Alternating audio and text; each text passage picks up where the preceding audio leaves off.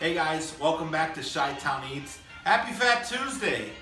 If you're from Chicago, you definitely picked up a few of your Paczkis. So tonight we decided to make a meal around those. We picked up some chops, 2 inches thick, center cut of course. Only the best for you guys. And when we're cooking your pork chops, it's important to know what was in your marinade.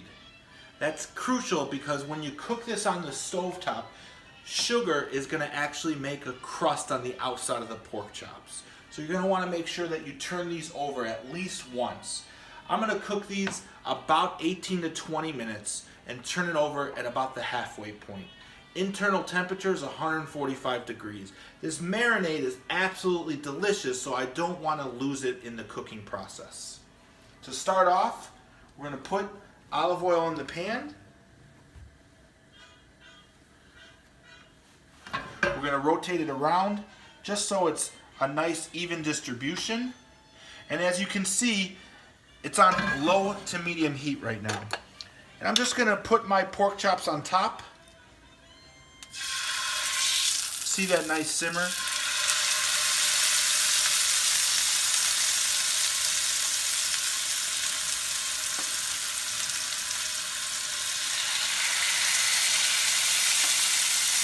And right now, that sauce is already caramelizing on the bottom of it. Don't be afraid to hear a little bit of sound in your kitchen. That's when you know it's working. These are going to cook now for about 8 to 10 minutes, and I'm going to turn them over. As you can see, the color on top of the pork chops really comes out after that marinade sits. So respect the marinade. Let it sit in the refrigerator for at least 4 to 6 hours. We're about 3/4 of the way through and the Brussels sprouts smell delicious. As you can see, some of the ends are already crisping up nicely. We're going to put those back in there and let it finish off. Beautiful crust that we have on these center cut pork chops. I'm going to go ahead and let these finish up their cook time, and then we're going to go over to the oven and we're going to grab out our Brussels sprouts. Alright, so we pulled the pork off and it's resting. We're now going to take our Brussels sprouts out. Oh my god, they smell absolutely delicious. As you can see, they were roasted quite nicely. We're going to toss these now in our frying pan that has the pork juice and fat there. It's going to pick up that and it's going to be absolutely delicious. Alright, so the Brussels sprouts are now in the same juices that we cooked the pork. We're going to toss in a little bit of apple cider vinaigrette. A little bit more brown sugar. A little bit of nutmeg and cinnamon. And a little bit more salt and pepper. We're just going to mix these ingredients in. Keep in mind, I didn't have to put any oil in because this is the same pan that we used for the pork. Now the reason why we're doing this is that we want to pick up all that delicious flavor from the pork and its marinade. And this is now going to caramelize in here.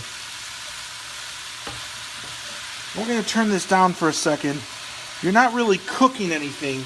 You're just letting everything simmer. But you're going to want to make sure that you keep moving everything around because you don't want anything to burn.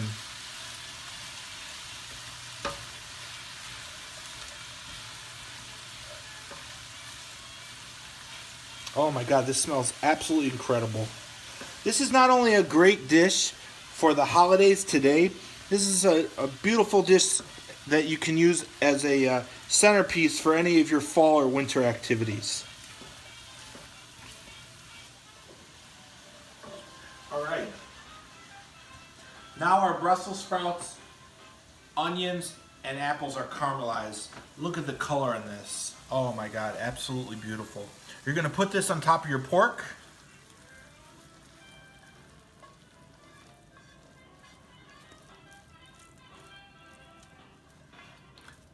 And folks,